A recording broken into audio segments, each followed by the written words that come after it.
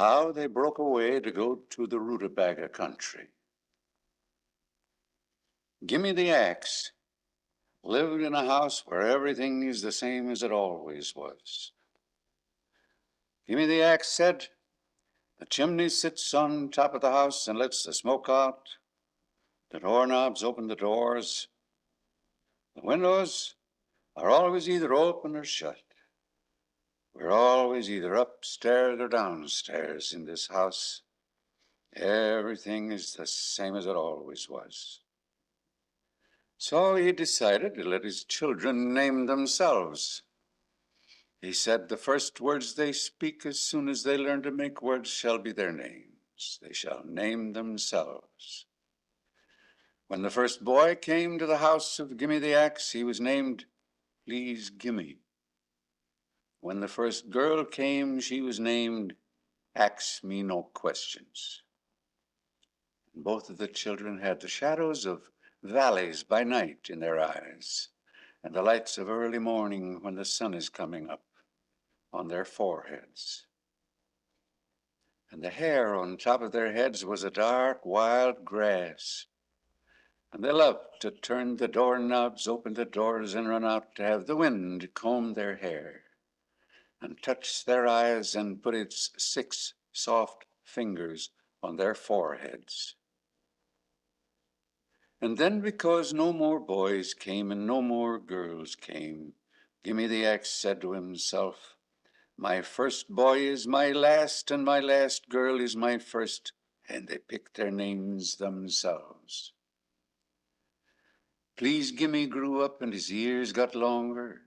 Ask Me No Questions grew up and her ears got longer. They kept on living in the house where everything is the same as it always was. They learned to say just as their father said. The chimney sits on top of the house and lets the smoke out. The doorknobs open the doors. The windows are always either open or shut. We are always either upstairs or downstairs. Everything is the same as it always was. After a while, they began asking each other, in the cool of the evening after they had eggs for breakfast in the morning, who's who, how much, and what's the answer? And the tough old man, their father, Gimme the Axe, he said, it is too much to be too long anywhere. And please Gimme, and Ax Me No Questions, the tough son and the tough daughter of Gimme the Axe, they answered their father, it is too much to be too long anywhere. So they sold everything they had.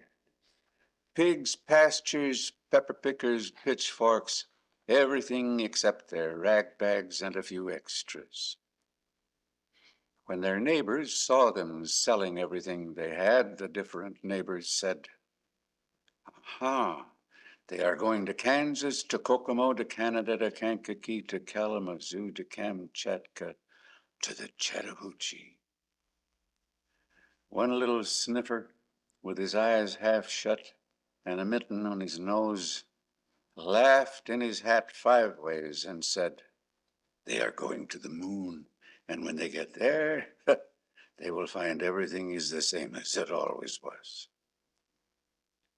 All the spot cash money he got for selling everything, pigs, pastures, pepper pickers, pitchforks, Gimme the Axe put in a rag bag and slung on his back like a rag picker going home.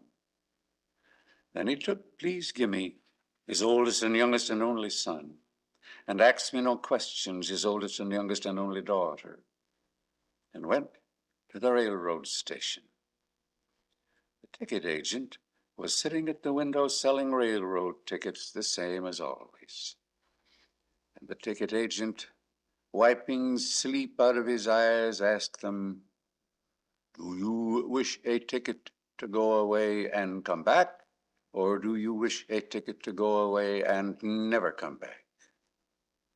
And Gimme the Axe said, we wish a ticket to ride where the railroad tracks run off into the sky and never come back.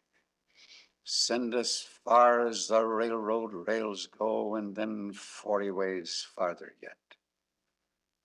And the ticket agent, wiping more sleep out of his eyes, said, "So far? So early? So soon? Then I will give you a new ticket. It blew in. It is a long, slick, yellow leather slab ticket with a blue spanch across it." Gimme the X thanked the ticket agent once, thanked the ticket agent twice, and then instead of thanking the ticket agent 3 times, he opened the rag bag and took out all the spot cash money he got for selling everything: pigs, pastures, pepper pickers, pitchforks, and paid the spot cash money to the ticket agent. Before he put it in his pocket, he looked once, twice, 3 times at the long yellow leather slab ticket with a blue spanch across it. Then, with please gimme and ax me no questions, he got on the railroad train, showed the conductor his ticket, and they started to ride to where the railroad tracks run off into the blue sky, and then 40 ways farther yet.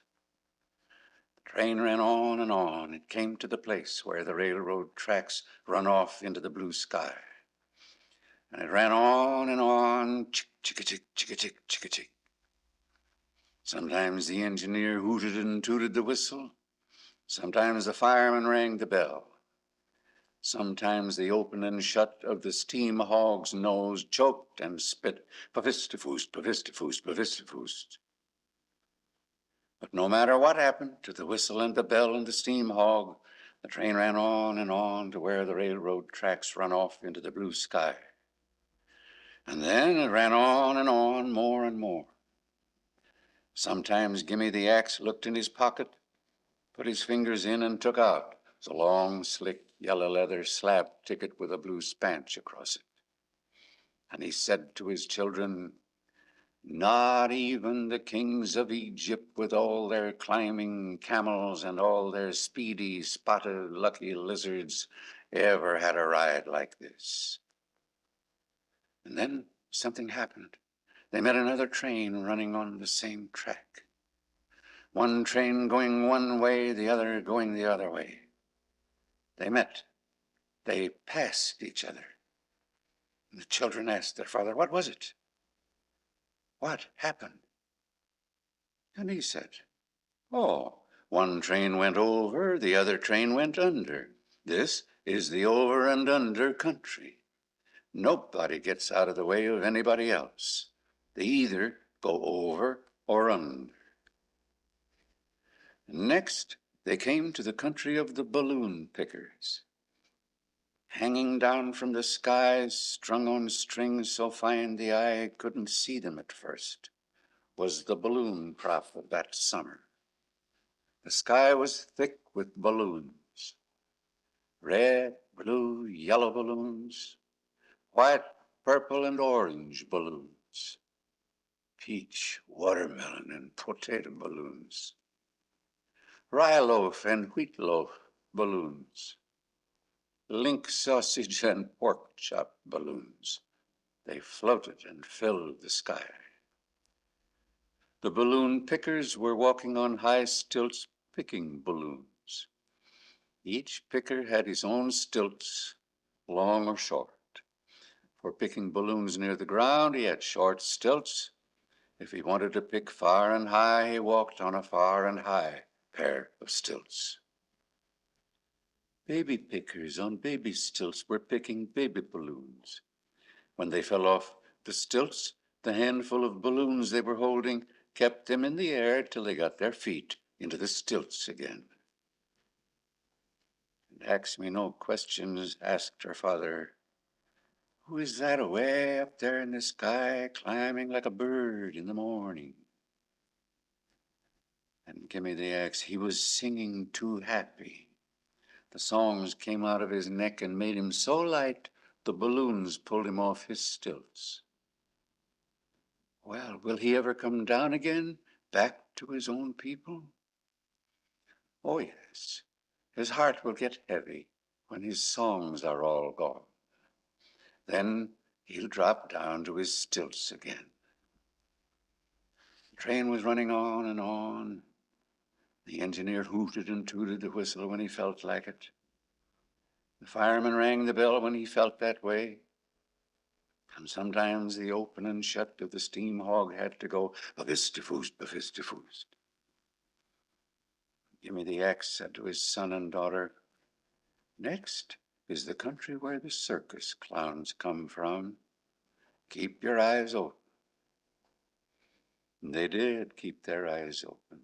They saw cities with ovens, long, short ovens, fat, stubby ovens, lean, lank ovens, all for baking, either long or short clowns, or fat and stubby, or lean and lank clowns.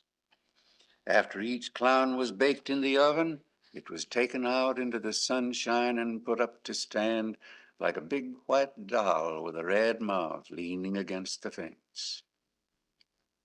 Two men came along to each baked clown standing still like a doll. One man threw a bucket of white fire over it. The second man pumped a wind pump with a living red wind through the red mouth. The clown rubbed his eyes, opened his mouth, twisted his neck, wiggled his ears, wriggled his toes, jumped away from the fence, and began turning handsprings, cartwheels, somersaults, and flip-flops in the sawdust ring near the fence. Gimme the Axe said, the next we come to is the Rootabaga country, where the big city is the village of liver and onions. And he looked again in his pocket to be sure. He had the long, slick, yellow leather slab ticket with a blue spanch across it. The train ran on and on till it stopped running straight and began running in zigzag, like one letter Z put next to another Z, and the next and the next. The tracks and the rails and the ties and the spikes under the train all stopped being straight and changed to zigzag, like one letter Z and another letter Z put next after the other. Ask me no questions, said, it seems to me like we go halfway and then back up. Gimme the Axe said, look out of the window and see if the pigs have bibs on. If the pigs are wearing bibs, then this is the Rootabaga country. And they looked out of the zigzagging windows of the zigzagging cars, and the first pigs they saw had bibs on. And the next pigs and the next pigs they saw all had bibs on. The checker pigs had checker bibs on, the striped pigs had striped bibs on, and the polka dot pigs had polka dot bibs on. Please Gimme asked his father, who fixes it for the pigs to have bibs on? He said, the fathers and mothers fix it. The fathers and mothers fix it. Checker pigs have checker fathers and mothers. The striped pigs have striped fathers and mothers. And the polka dot pigs have polka dot fathers and mothers. And the train went zigzagging on and on, running on the tracks and the rails and the spikes and the ties, which were all zigzag like the letter Z and the letter Z. And after a while, the train zigzagged on into the village of liver and onions, known as the biggest city in the big, big Rootabaga country. And so, if you are going to the Rootabaga country, you'll know when you get there, because the railroad tracks change from straight to zigzag. The pigs have bibs on, and it is the fathers and mothers who fix it. And if you start to go to that country, remember first, you must sell everything you have. Pigs, pastures, pepper pickers, pitchforks. Put the spot cash money in a rag bag and go to the railroad station and ask the ticket agent for a long, slick, yellow leather slab ticket with a blue spanch across it. And you mustn't be surprised if the ticket agent wipes sleep from his eyes and asks, so far, so early, so soon.